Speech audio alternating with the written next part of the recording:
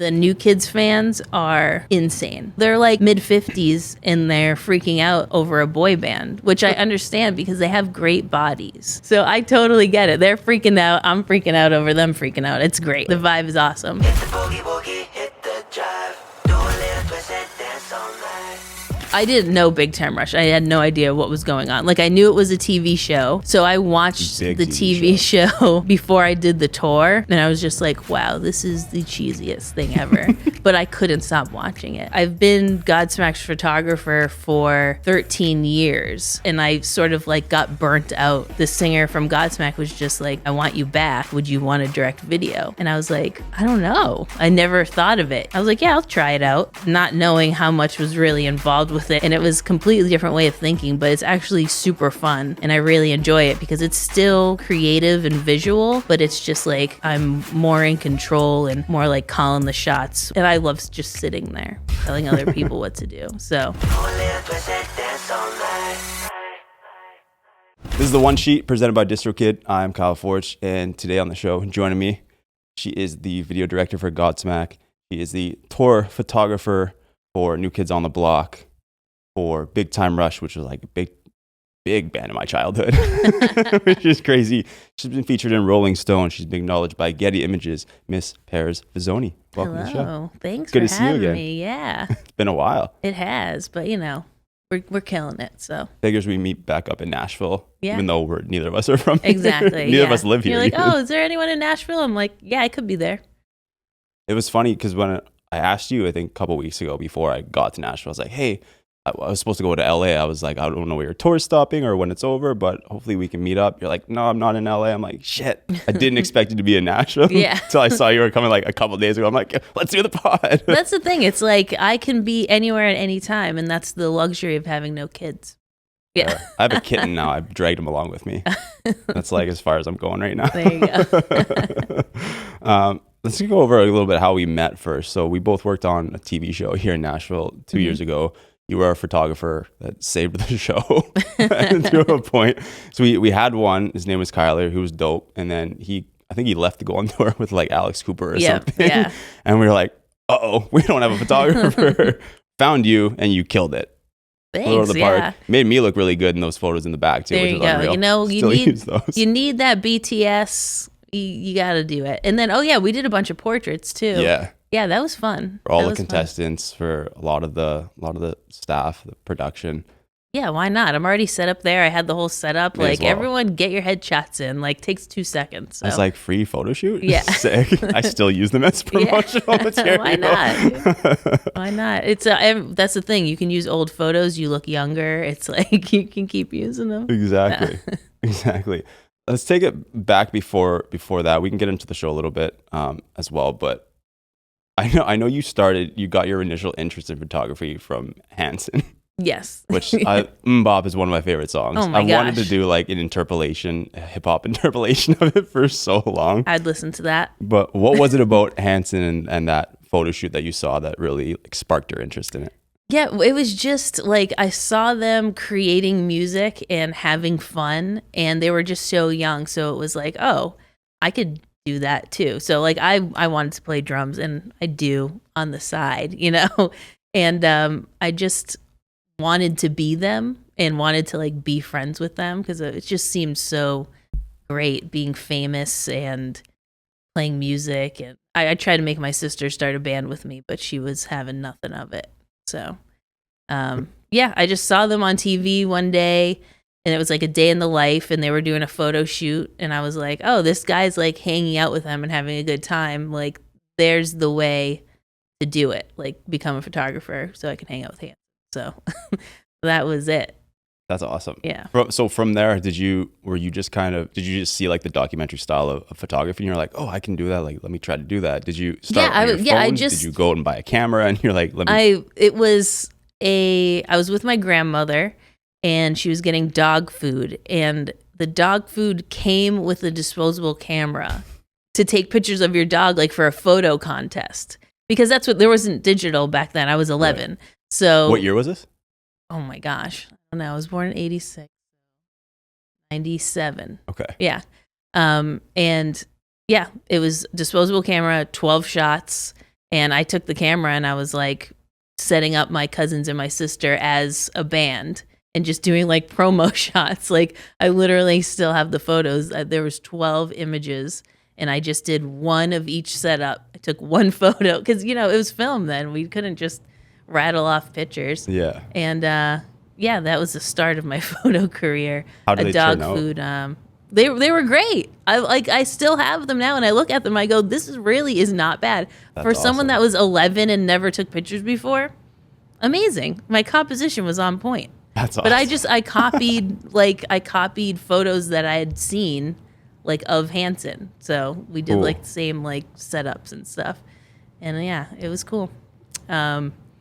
It's weird to think back on because like I had to jump through some hoops just to like get the minimum of, oh, I want a camera, I want to take pictures. But now it's just like, I wonder if I had YouTube back then, I'd probably be a millionaire.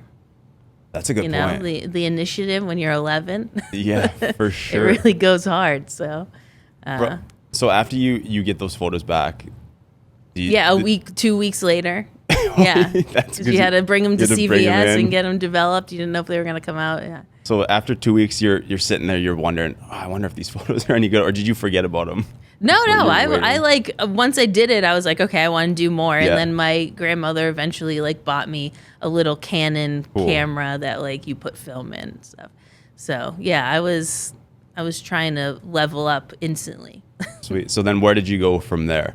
So you get the new camera, and were you still taking I was pictures still of your just family? taking pictures of my family. Practicing. Yeah, always just like I was shooting documentary style without even knowing, really, honestly, because it's like you're a kid, you don't know that like documentary photographers exist and like photojournalists. So I was just photographing what was around me because I liked photographing. So that turned into, you know, just growing up, going to high school, taking photo class in high school, and then I went to college for photography.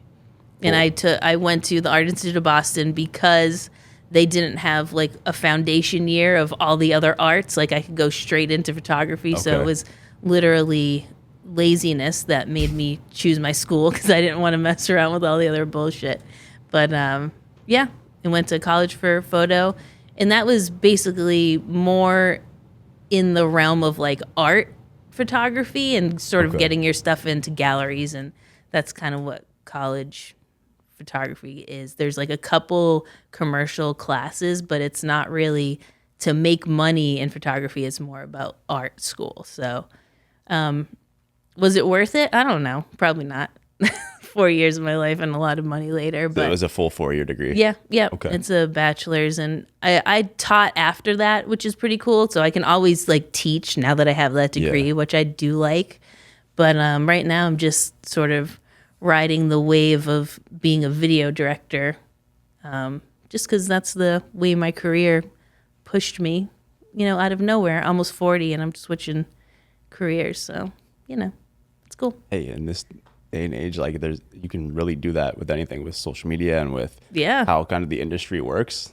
You I think can- it's cool. I love just letting your life flow into what it's naturally going to do. Like I used to be super uptight and just try to control everything, but now I'm just like, the older I get, the more I'm just like, oh, you want me to do that? I'll try it, you know? And that's how it happened. Like I've been Godsmack's photographer for 13 years. And then I was like, this is a lot. And I sort of like got burnt out on just taking the same show, the same photos of the same show.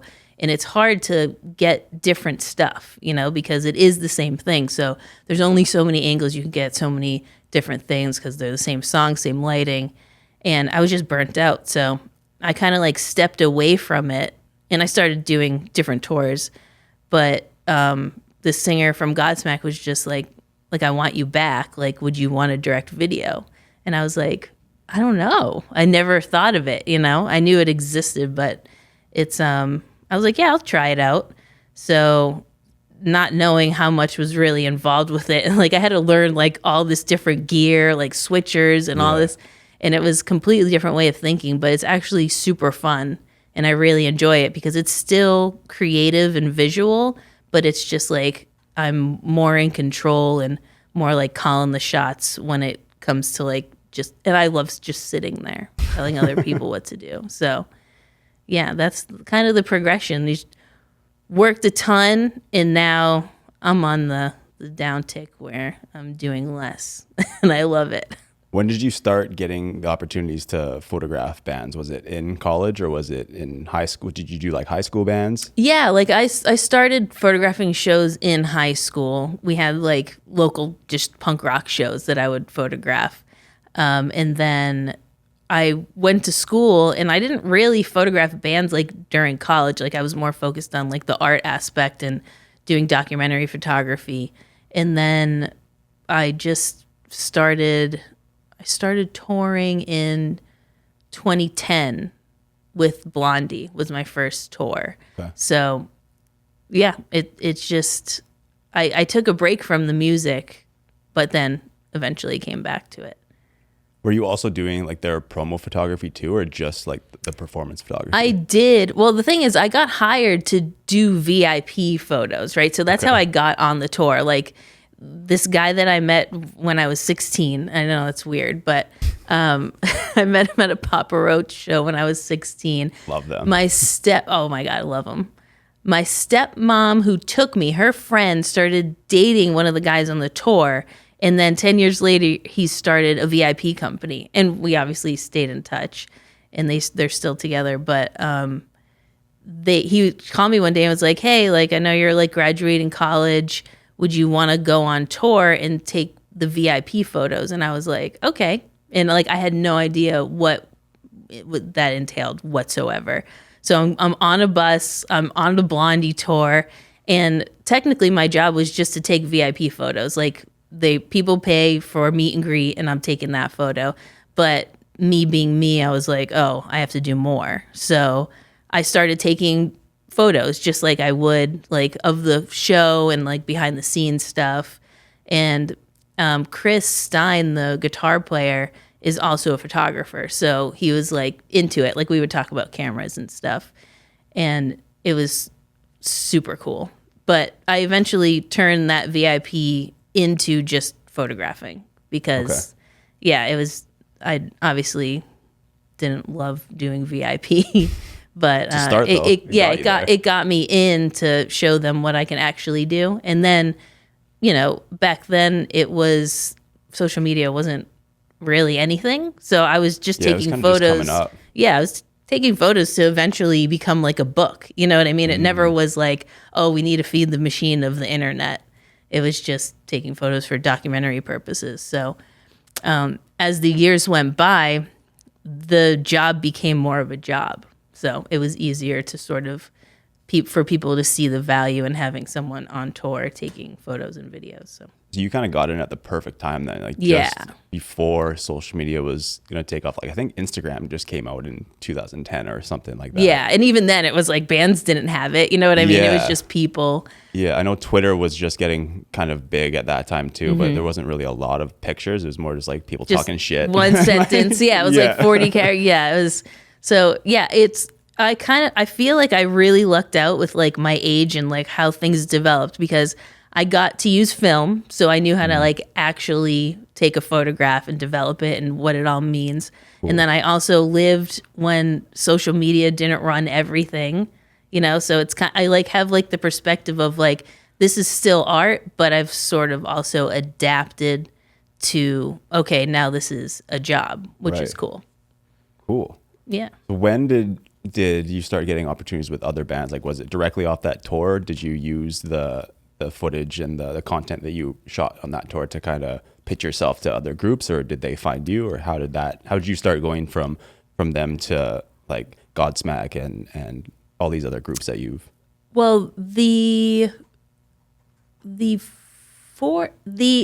company that I did Blondie with was also with Godsmack doing their VIP. So that's how I met Godsmack. Right. And then Godsmack stopped doing VIP and then just kept me. So, and then just networking from there. You know what I mean? Cool. Like when you're doing a bunch of shows, you're on festivals with other people, you just meet them. It's like, oh, this person. And then I also was like, oh, I'd like to photograph this. And I would do a bunch of stuff for free just to, build my portfolio. But festivals and stuff like that is just meeting crew, meeting tour managers, production managers, meeting managers themselves, meeting other bands, is just sort of how it, you know how networking is. It's like you never know where your next job's going to come from. Could be for someone you met 10 years ago, and this is the first time you're going to work with them, Just super random. Yeah. That's I love it. But the more places you are, the more opportunities you're going to have. Even just being here right now, who knows? You know what I mean? That's the thing we could give each other jobs tomorrow. You never know. Sure. 100%. Yeah. I mean, your content has gotten me jobs. There you go. There you go. I've used your photos to get me jobs. And like it's just from like a random TV show. Like I don't even know how I got on that set. I don't even remember who emailed you. Yeah. Was it Kyler? Did you know Kyler before? No, just from the internet. It wasn't him. It was Dwayne. Oh, R.I.P. Dwayne was amazing. I was taking photos just for Dwayne, who was like producing the audio. Yeah. He did all of the stuff. And he brought me on to take pictures of just him and his crew, and then I showed up and you guys were like, oh, we need a photographer, and I was like, oh, well, good, I'm already here doing this already. So here are my prices. Yeah, exactly. So you never know. It's cool. That's awesome. It's cool that way. Nashville's super cool that way. I always say, like, the first time I came here, I spent 3 months here. I was like, I got more done for my musically in my music career in those 3 months than I did 10 years in Calgary. Yeah, I mean, because everyone's like ready to do something, and that's what I think is cool. Like, I love chilling, don't get me wrong. Like, I can sit in my house and do nothing for weeks and just watch a TV show. But I also really like just hanging out and networking and seeing, like, even just having a conversation, like, in a restaurant, seeing someone that you haven't seen in a little bit, sort of, like, can spark up an idea and something that you can do that could lead to something huge. Who knows? Yeah. So, I'm always just around to hang out. And if you're having a good time, you attract people that want to work and have a good time with you. And I just think it flows really well. I mean, at least it has for me. Yeah. How long have you been doing, like, New Kids on the Block and Big Time Rush, if you're still doing Godsmack? And how do you I guess you have to schedule it around their tours, but how many tours have you been on it in, like, one single year? Have you just gone from tour to tour to tour, or do you like to take breaks? It's just freelance, so like whatever fits into whatever, you know what I mean? And then I obviously pick what's gonna be the longest and where I'm gonna make the most money, like if it overlaps, you know. Right. So I've been with New Kids for, it seems long, honestly, but it hasn't been that long. I think it's been 3 years. Okay. And then they have the same management as Big Time Rush, so that's where that came from. I love both of them. It's great. Like, the boy band space is so much fun, like, because the crowds are so cool. Like, the New Kids fans are insane.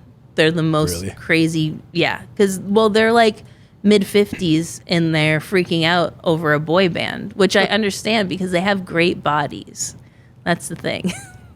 So I totally get it. They're freaking out. I'm freaking out over them freaking out. It's great. It's great. The vibe is awesome. And then Big Time Rush is just like that, but like 30 years younger. Yeah, kind of like our age, my age, your age, kind of like in between. And it's crazy because I didn't know Big Time Rush. I had no idea what was going on. Like, I knew it was a TV show. Yeah. So I watched the TV show before I did the tour. And I was just like, wow, this is the cheesiest thing ever. But I couldn't stop watching it. And now my niece watches it. She loves it. That's awesome. But it's funny. It's weird because I sort of love that, like, meta, like, oh, this is a band from a TV show, but now they're an actual band. And it's like, it's so cool. I love weird stuff like that. They were huge for a long time too, and then they kind of went on like a hiatus. Yeah. So did you link up with them when they did their comeback tour? Yeah, I did their tour last year, so that was the first time I worked with them. But they're great, and they're also great because they're musicians, yes, but they're also actors, so they're like super funny and witty, and just like it's like a different level of, you know, art. You know, they're just, you have a conversation with them and it's like they're always on, like they're always like, it seems like there's always a camera on them, but there's not. Right. But yeah, their personalities are awesome. That's cool. It's cool how you went from like college to, you had kind of one like starter, like not a starter band, but it was still bigger than most people would start, and then you're just in there with Godsmack and all these gigantic groups. Yeah, it's funny too because the genres are so different from each other. Like I couldn't get any different from Blondie to Godsmack to New Kids on the Block to I did Marilyn Manson, like Limp Bizkit and Toto. It's literally the most random. I guess I haven't really done any rap or country. Would you want to? Yeah, I'm not opposed to it. Yeah. I think there's good in everything. I think it would be interesting. But now that I'm video directing, it's like a whole nother thing. I think country for a photographer could kind of get more boring. And just for me, you know, because it's one person rather than like a whole band of like people that you can photograph, when it's really, yeah, of course, country has a whole band, but it's really just about the one. Sure. So I think that it would be a lot harder to sort of stay creative as being a tour photographer on a country tour. Unless you did like an Old Dominion where there's multiple in the group, but there aren't too many of them. There's like Old Dominion. And like Lady A, I guess there's two.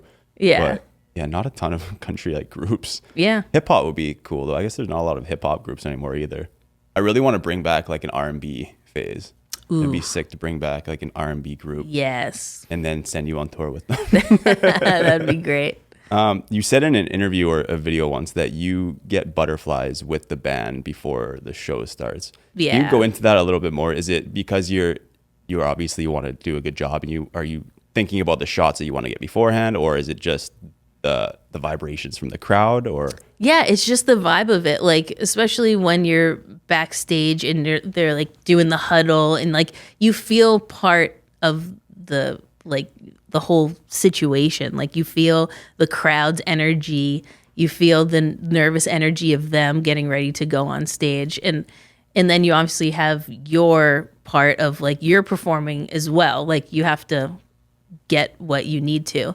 And now when I'm video directing, it's sort of even on the next level, because when I'm photographing, like I can mess up and no one would know. Right. But now I'm directing video. If I mess up, everyone's going to know, because a lot of people are watching the screen over the stage, honestly, because video's kind of distracting in that way, where you're just like, oh yeah, I know I'm at a real concert, but you still watch the screen because it's bigger.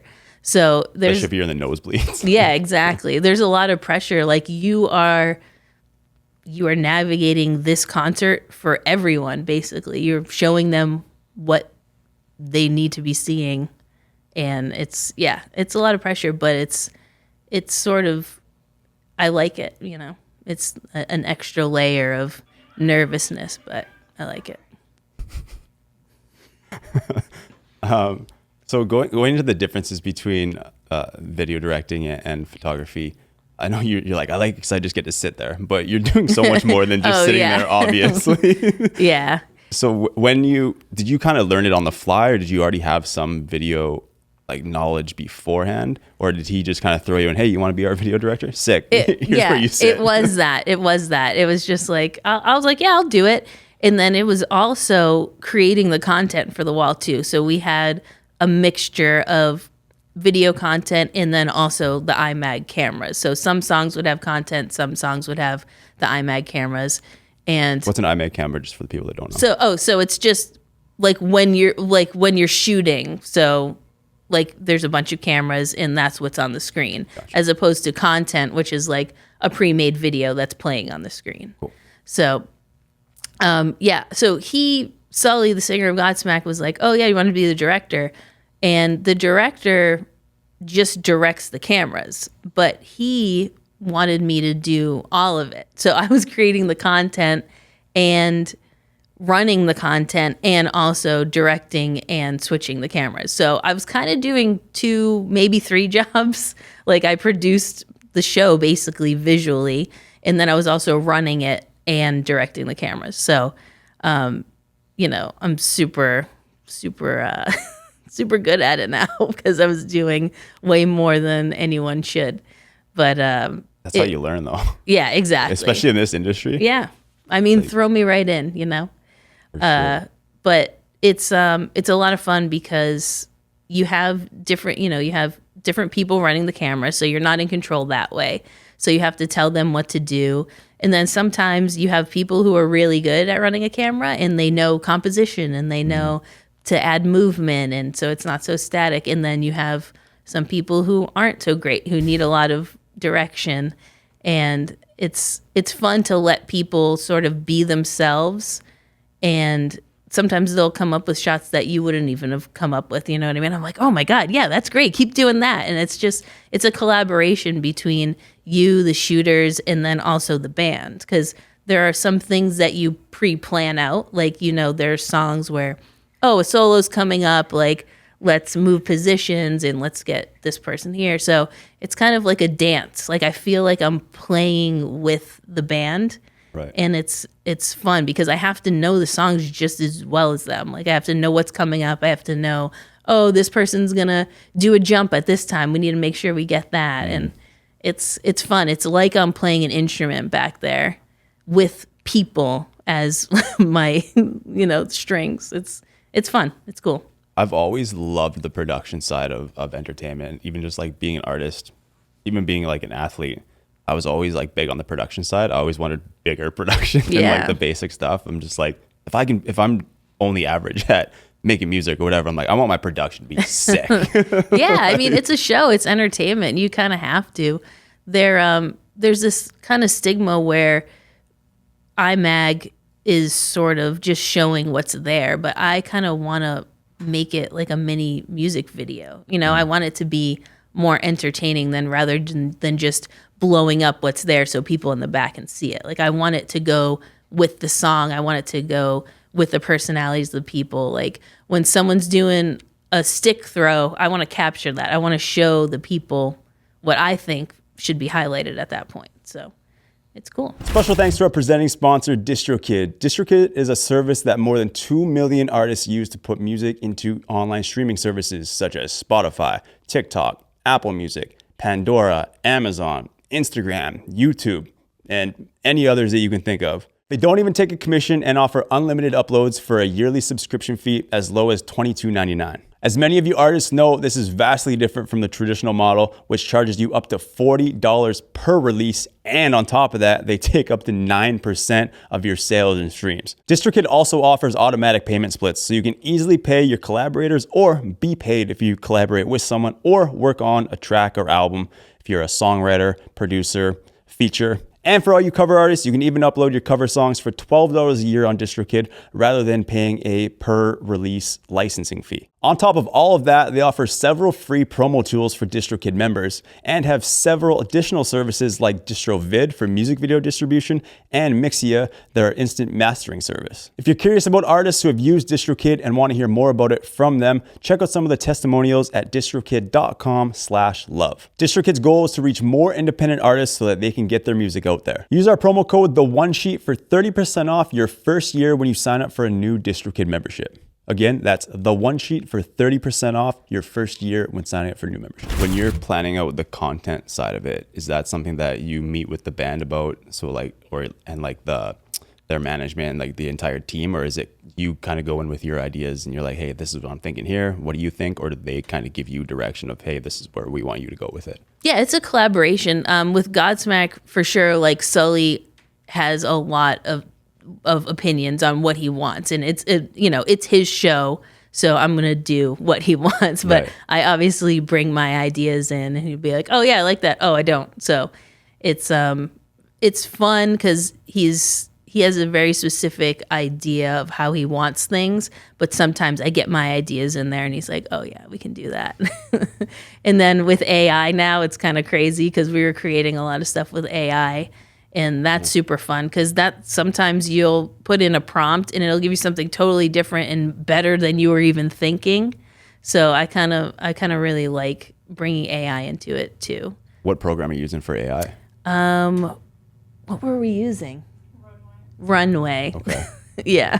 Cool. It's nuts. It's so insane to me. I don't know how they do it, but I like love it. I'm leaning in. What's a prompt that you would put into for, like, say one of your Godsmack shows that We did a lot of like with the album. We took like the original album and sort of made it move and stuff. So it was actually the original artwork and just made it like things that you would never be able to do in real life. Like we recreated a there's, I don't know if you know it, but there's like this, it's the classic Godsmack album where there's this girl on the front and it's like orange, and we put it in there and it just made her move. Like we wouldn't have been able to do that. Like we'd have to find that girl, we'd have to make her look the same, which is impossible because it's like 20 years later. Yeah. And it's just, it was incredible what it did. So, or even like I feel like they would have to go in with like an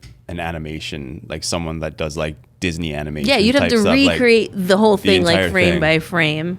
Yeah, which it would be nuts. expensive for one. Oh yeah, that's why like I know that it's, everyone thinks it's like the end of creative with AI, but Yeah. I kind of love it. I think if you know how to manipulate it, it just makes life a lot easier when you're creating stuff. It helps a lot with writing music too. I use Yeah. it in my graphics and stuff too. Like when I was doing a pitch deck for a TV show, and I had everything. Like I pretty much made the entire deck besides the main graphic, and I wanted it to be like a cinematic type of graphic. I wanted to at least give off the vibe of what I wanted for the show. Mm-hmm. And I put like a picture of the guy that it was about because it was based on a true story. Put a picture of it in. I think I just used ChatGPT. It was super basic, but I was like, do this and kind of give like a one of those like heist bulletin boards behind if you're like going to like rob a bank or whatever, like in all the crime shows. Yeah. I was like, I want that behind it and this and that. And it basically it presented me with this perfect cinematic picture of this guy. He didn't look quite identical, but it was because they can't use like someone's name, image, likeness, Right. whatever. But I was like, this is pretty close to perfect. I just had to take out some of the gibberish that sometimes AI has in like the background. But I was like, well, this is insane. It's mind blowing, and I love it, and I don't care. when you're directing the video on the screen, like going from content to the actual camera shots, I was just recently at Jelly Roll at Bridgestone, and Nice. the way his video team did it, it was like, you know, the concert documentaries, how they looked like a movies and stuff like that. It was basically like that, but on the screen. And I'd never seen that in a live show that I've been to before. That's and cool. It was phenomenal. So I have a ton of respect for what you guys do and like the amount of work that it takes to go in behind that. Would you ever do like a concert documentary type thing for Godsmack or another band? Like, would that be something that you'd be interested in doing? You know, I watch documentaries and it pains me because I can't get past thinking about the production of it, and I hate that. Like, I just want to enjoy a documentary, and I can't because I'm just thinking about the production and like, oh, how many cameras they have, what do they do? You know, so no, I don't love it. I don't want to do that. I kind of just would rather stay with the live stuff and sort of have fun. I've when you're doing that kind of stuff, you become a producer, and it becomes less about like being creative and more about just getting it done, and that kind of bums me out. So yeah, I don't want to do documentaries anymore. I've done a few, you know, just sort of shorts like, oh, we're recording an album, here's behind the scenes and all this little interviews. I'm just kind of over it, to be honest. Fair enough. Yeah, I just Makes want to have sense. fun. I'm getting old. Don't say that. Yeah, I know. I am. 'Cause I feel like that, and I just turned 30, and I'm like, I have a 3 gosh. now. I'm like, I have oh a 3. no. Yeah, but you know, no, I think 30 is the new 20. That's how I like to look at it. So Yeah. I didn't make the Forbes 30 under 30, but someone just recently told me there's a 40 under 40. I'm There like, you I'll go. take it. Okay, yeah. That's the next one. Early on in before you started doing bands, you got a grant from Getty. Mm-hmm. What was that, to go to college? Was that kind of what? So that was just a grant to further your project that you were working Okay. on, which is pretty cool. Like, it's just sort of promoting people doing, like, because a lot of artists, they create art for themselves, believe it or not. Yeah. You know, and so they have these grants where you can just create your art because they want to promote people creating art for themselves. So that's what that was. Like, I was working on a project that was about gender roles in appearance because my family is like super, you know, we're from Boston, and it's like they care about what they look like a lot. And I was kind of like the one in the family that didn't really care. And like, I obviously care what I look like, but I'm not like putting on makeup or getting my hair crazy done. It's just, I never cared about that, but my family was very much about that. So my project was on that. And yeah, I did that for myself, and it was kind of cool that, you know, Getty wants people to still create. Yeah. That's really cool. Yeah. Besides Rolling Stone, what other publications have you been featured in? Oh gosh, I don't know. You know, I used to keep them all, like, in the magazines, like I had a photo in it, and I kind of just don't care anymore. Like, I was like, I've I been started there, done that. Rolling Stone, Forbes, GQ. I started going through like my stuff, and I had them like all saved, and I was like, oh, my pictures in this is cool. I'm not caring anymore. It's whatever. You don't really make a ton of money from editorial stuff, believe it or not. It's like, oh, they used my photo. Here's $35. I'm like, thanks. I can get half of a sandwich, you know?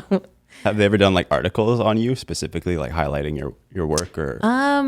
Yeah, I've had a few, and it basically like in like trade magazines, like photo sort of stuff. Cool. But a lot of stuff is online now, you know, like it's rare that it's printed. So yeah, online magazines for sure. But now, you know, I think it's more fun doing podcasts rather than having someone write an article. Then people have to read. Yeah, no one that's wants fair. to read. It's still cool though. They want to listen.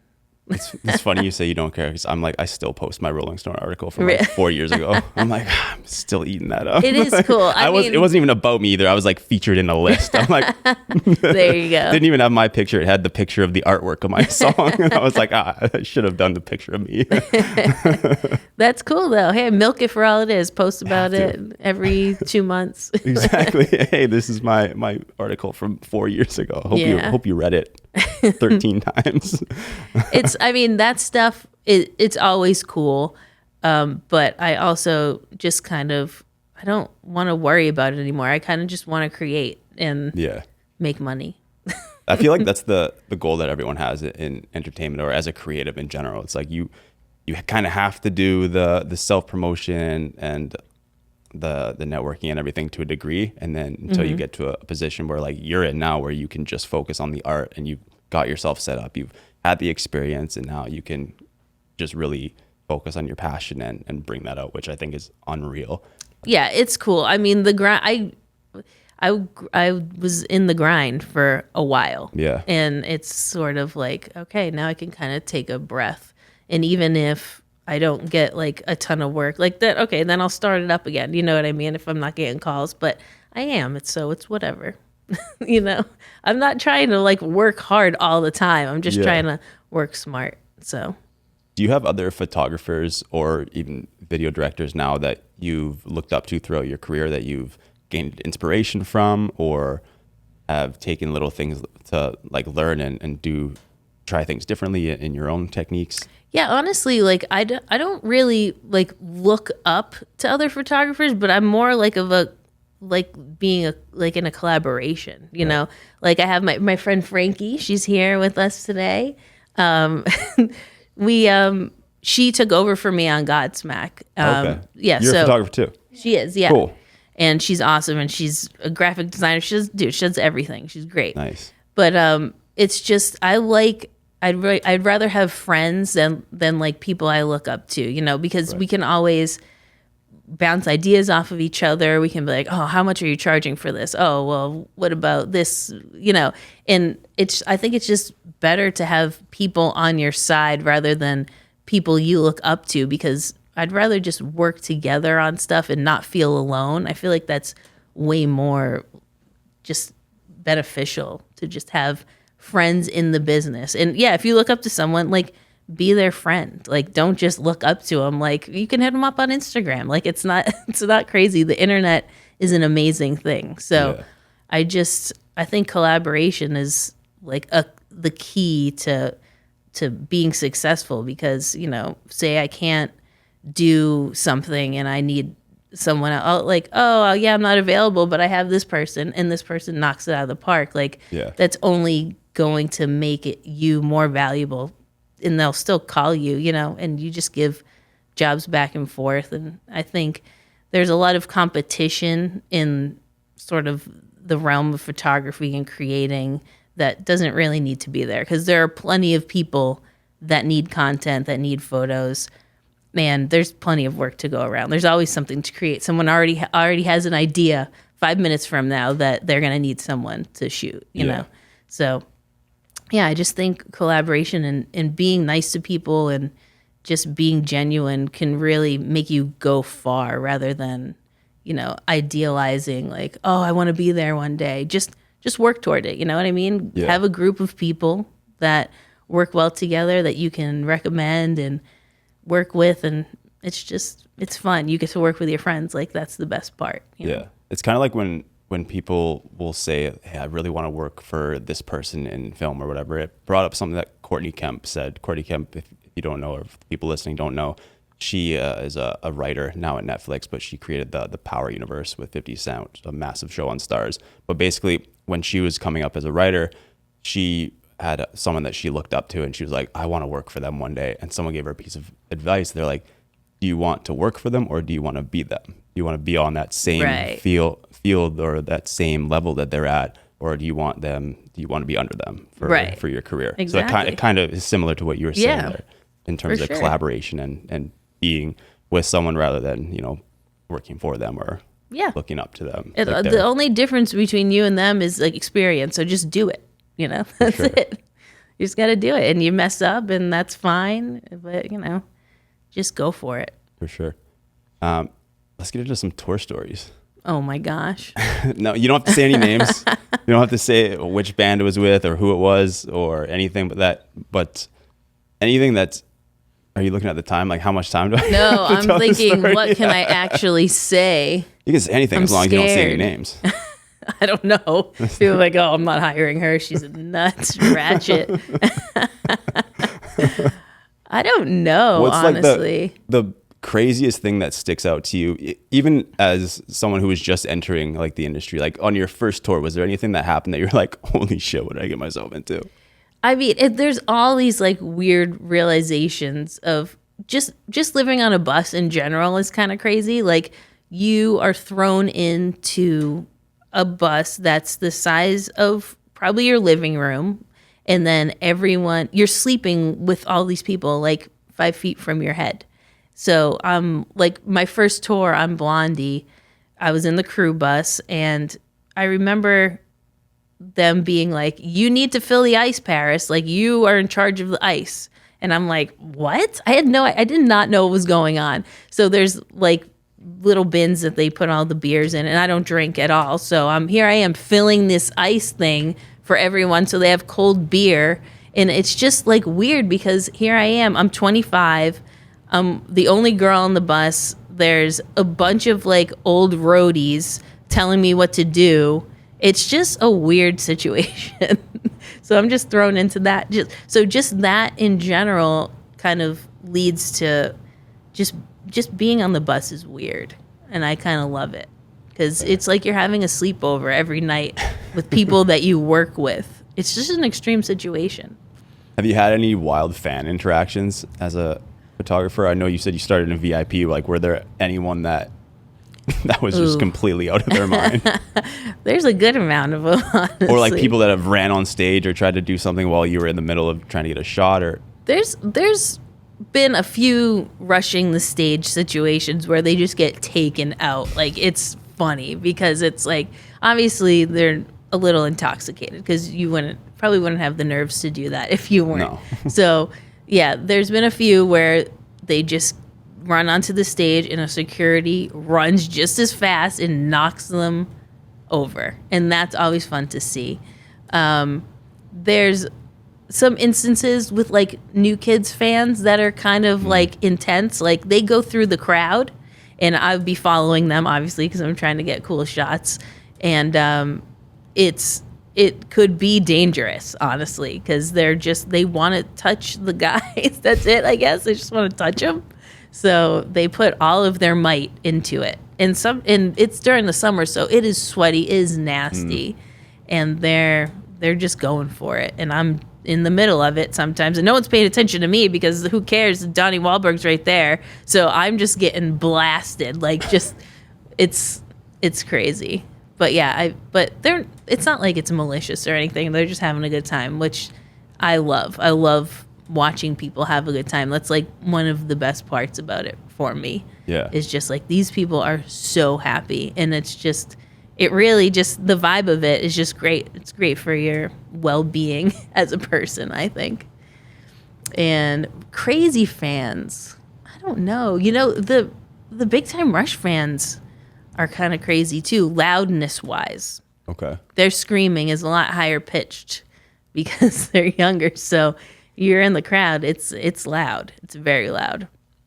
I was going to say, especially when were they big? Like 2010, like 2009, 2010, 2011 type thing. I think when I was still in high school. Yeah. Like, all these high school girls just screaming at the top of their lungs. Like, those would be the crowds that would be terrifying to go through, I think. Yeah, it is, because they're not holding back. They're young. They have nothing to lose.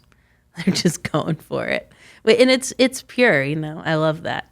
So, yeah, but I don't know. I do have stories, 100%, but I cannot say them. It's not. You can give one of them.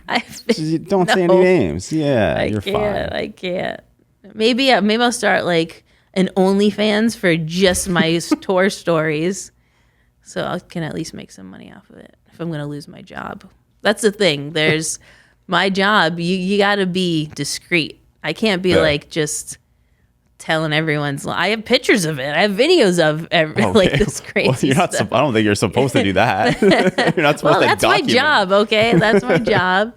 And it doesn't get released, obviously. But yeah, got a lot of... For the archives. Mm-hmm. For the documentary. Just in case, in the future. you know, you never know.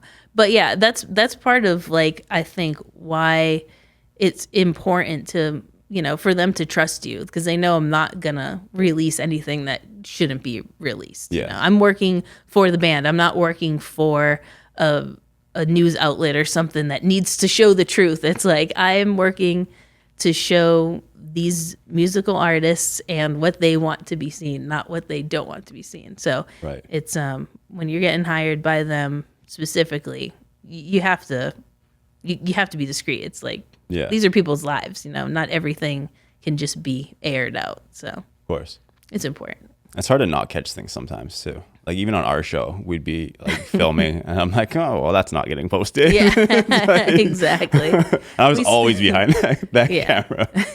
I think there's a point where everything's going to be filmed all the time. I'm sure we are anyway. You know, I have Alexa in my house, whatever. It hears some stuff, but yeah, we'll control it for as long as we can. For sure. In terms of the video directing, so how many different cameras are you actually controlling or directing at once in the show? Well, it's different every tour. So we'll come up with a package like for the tour. So this last one, I had like a long lens at front of house, and then I had 2 pit cameras that were operated by people, and then I had a few drum cameras just stationary on the drums, and then I had a camera up in the truss with the lighting, so I can get like crowd shots and like an above shot. Like, there's a nice piano shot that we got. So yeah, it just depends on the show. Oh, we also had a wireless camera that we followed the band from the dressing room to the stage. Oh, so cool. It's kind of like the walk. And then There's a lot of people doing that now. I like yeah, that. I it's love cool. that Well, the entrance. technology's there to do it. Like it used to not be. You used to have to run cable the whole way, but now there's a wireless system, so you can do like cooler stuff. Like I know, like on some of the next tours, like I have ideas that I want to do, like that involve like drones and like a bunch of like smaller cameras that I like want to put on the artist, and just like cool things that are against the norm of like normal iMags, where you can just have like a different view, you know, because why not make it cooler, you know? Yeah. So it's that's the thing. Video really hasn't been around, especially as long as like lighting and audio. So people are still trying to figure out how to make it cool. Sure. And now with the technology, with having things wireless and stuff, and it's getting better, it's it opens my brain to like start doing more cool stuff and sort of make it like an interactive show rather than just blowing it up and showing what's there. Have you ever had times on these tours where cameras will just like go down? And Oh, yeah. How do you fix that in the middle of a show? Well, so I have a video team. Like I have an engineer, and then obviously whoever's running the camera should know how to fix some things, you know. But yeah, things go down. I had one of our camera ops, the lens just fell off the camera. I don't know how, but he's like, "Oh my god!" And we all have comm headsets on, so we can talk to each other, obviously. And he's like, "The camera's down." I was like, "What are you doing?" And we have a good time with it. But we have enough cameras to where if we don't have a shot for a song where something's getting done, like we're okay. Like we're covered. We have other cameras. But yeah, things go wrong, but you just kind of have to fix it real quick and hope, you know, it's okay. And especially with like the drum cams, like those aren't really, they're finicky with like focus and stuff, like remote focusing. So sometimes we'd have to run up on the stage and fix it during the show. But that's kind of what it is. You know, you see techs and stuff running on stage fixing things all the time. I don't think it's like anything out of the ordinary, but There's always people running on stage at concerts. Things happen. It's a live show. What are you gonna do? You go to a Pitbull concert, there's random people running out from all directions all the time. I'm like, are they even part of the show? They're doing something, I guess. I don't know. They look important. Yeah. So when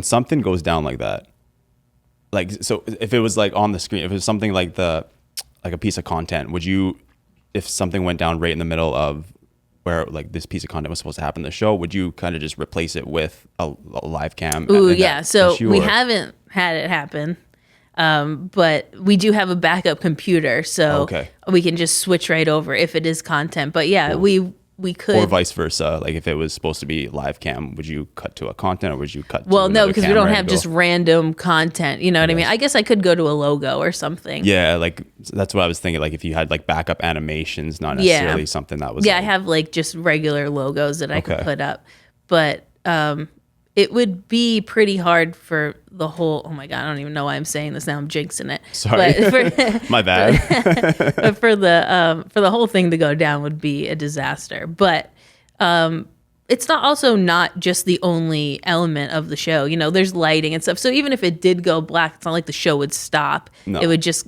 look not as good. So, and it would look wrong. But so yeah, there's still lighting but yeah, we haven't had anything go insanely wrong, which is good.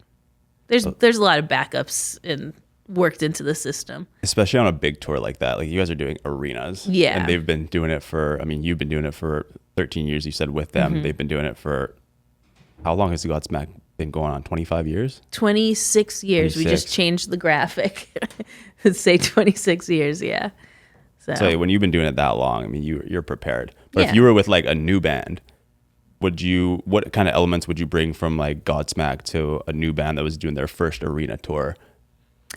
I think that you really just need to focus like on the songs and what's good for the songs, you know, and the vibe. Like if I got a new tour, I would do a deep dive into like everything that like what shows they've already done, like what does their stuff look like before, what are some artists that they want to aspire like to be, and sort of just collaborate with the artist to see what their vision is, rather than just be like, oh yeah, this is what I've done before, I'm just gonna copy and paste it here. Like I think that having a really specific vision for each band is important, because you don't want to just have it be cookie cutter, Right. Oh, shot of the singer, shot of the guitar player. It's like, I want to know what's important to the artist and what they want to show, so then I could do that but sort of elevate it as well. Maybe I have ideas that they didn't think of, or some angles that would be cool, or give some suspense to it,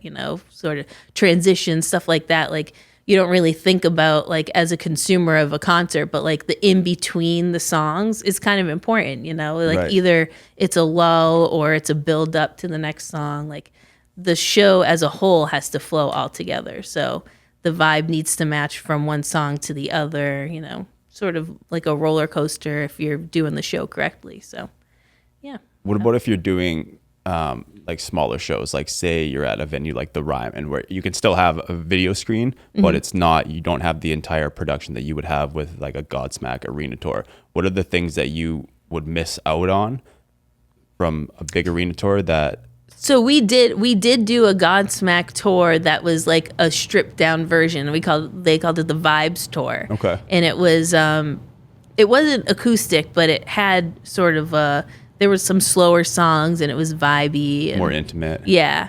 And for that, we used like different cameras. We used static cameras, like POV, like robotic ones. So it was sort of more of a chill sort of vibe.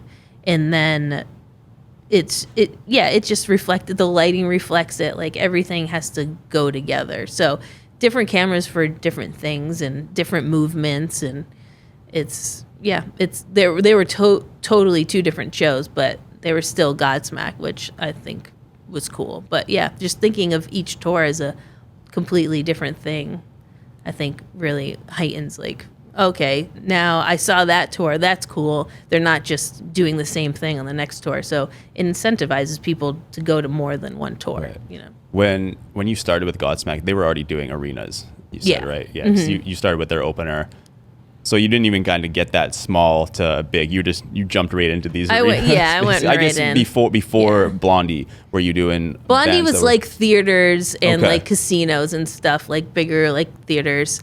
And then, Godsmack was next level. Especially we were doing like sheds, like outside sort of huge stuff. Yeah, it's crazy. It's weird because it doesn't feel that different. It still just feels like a show, but it is a lot more people. And it's kind of fun to, get that shot of the crowd from the stage. Cool. Yeah. What are your top 3 tours that you've been on for all of your bands? You don't have to list them one to 3, just the 3 favorites that you can think of. I